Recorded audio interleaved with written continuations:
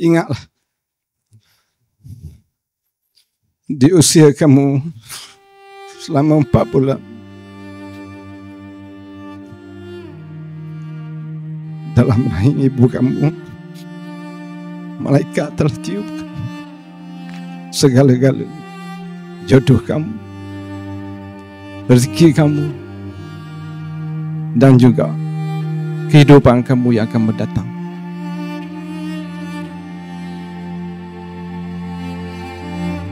Nyatakan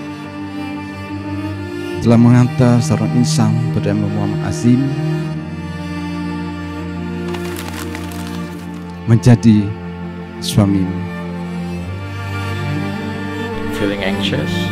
It's a big day of my life. It's the day that I've been waiting for. I'm happy that it's with the right person as well. So I'm just looking forward for the future.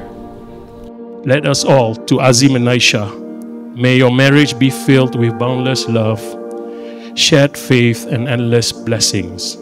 May your journey through life as true partners until Allah's grace, you are reunited in Jannah with those who are smiling upon you today.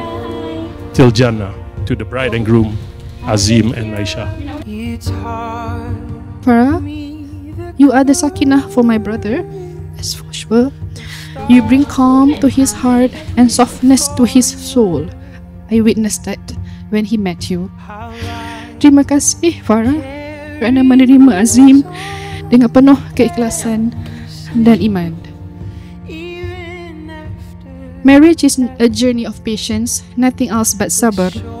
Perkahwinan bukan hanya tentang cinta ketika senang, tetapi tentang sabar ketika diuji dan kembali kepada Allah SWT ketika lemah. Sebaik-baik kamu adalah yang paling baik terhadap keluarganya.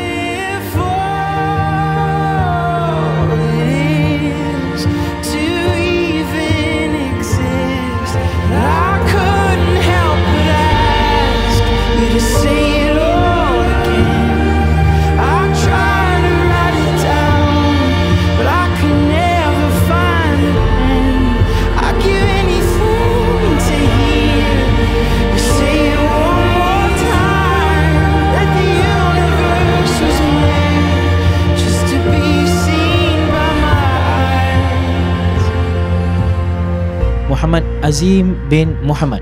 Ya saya. Aku nikahkan akandi kau dengan Nur Farah Aisyah binti Awang yang telah berwakil walinya kepadaku dengan mas kahwin sebanyak RM300 tunai. Aku terima nikah Nur Farah Aisyah binti Awang dengan mas kahwin sebanyak RM300 tunai.